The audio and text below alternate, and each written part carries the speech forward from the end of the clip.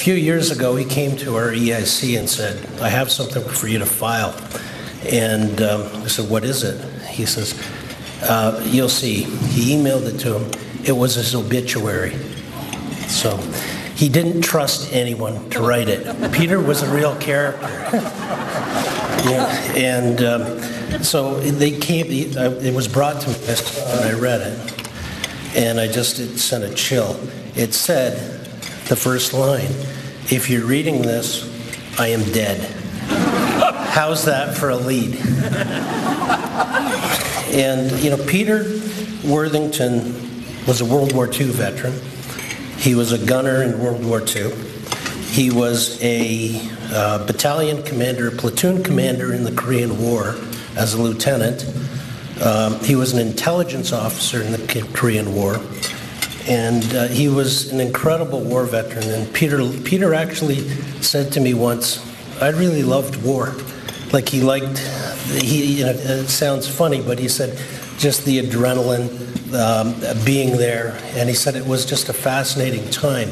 So when he left the military, he did his degree in journalism and thought, what sort of business can I get in where I have that kind of adrenaline and I can contribute and I can... So he ended up at the Telegram in '56. So he covered the world for the Telegram. The Nigerian Civil War, the Six-Day War, Angola, Algiers. Peter was beaten in Egypt when they thought he was an Israeli. And he survived that. He was shot in Algiers through his shirt, covering a story. Peter Worthington was fearless. In '63, he was covering the Lee Harvey Oswald trial when Kennedy was assassinated. He was in an underground parking lot, and the FBI thought he was one of them. That was Peter. He would inject himself into these situations. They're transporting Oswald, and he's in a room.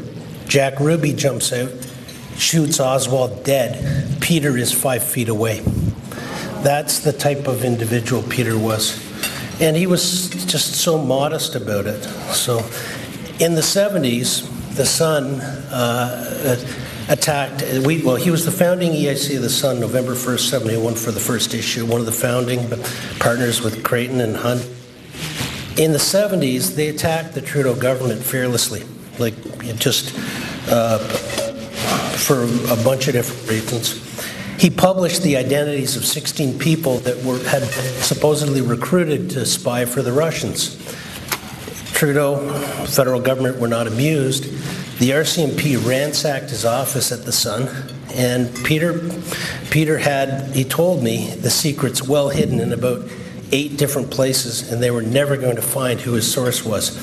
So they charged him under the Official Secrets Act, which is a very, very serious crime or charge. But he said, no, I'm not going to relent. I'm not going to give in. He stonewalled for a year, and eventually the charges were withdrawn. That's the type of person that Peter Worthington was. He was very political, very conservative. He ran twice federally, once for the Conservatives, and didn't win. Ran again as an independent, came in second. And then at that point, it was, I guess, 1984, he decided he was going to retire. But Peter's version of retirement was writing 40 to 50 hours a week and coming into the office, which he did until about 2 months before he died, or a month before he died. His office, I knew him for I didn't know him well other than the last 5 years, but I had the real pleasure of having many long conversations with him over the last 5 years, and he was a compass for everyone at the Sun. So if there was a big issue or a big story, people would go, and the editors would go and talk to him to see what Pete's opinion was. And I can remember being in a meeting that he had written something, and our lawyers had said to us, I think you have a problem, right? And so we called Pete in, and Peter would go, it's not a problem. He says, I just filed another story for tomorrow. He says, and he was just, and this was just a year, he was in his 80s at the time. So, You know, he was a big part of what made the Sun successful. He was a big part of the Telegram. He was just a giant, I believe, in Canadian journalism. He's the type of individual. He was a war veteran. He was fearless, and he was also very modest. He would hate the fact that we're here talking about him today. I know that for a fact.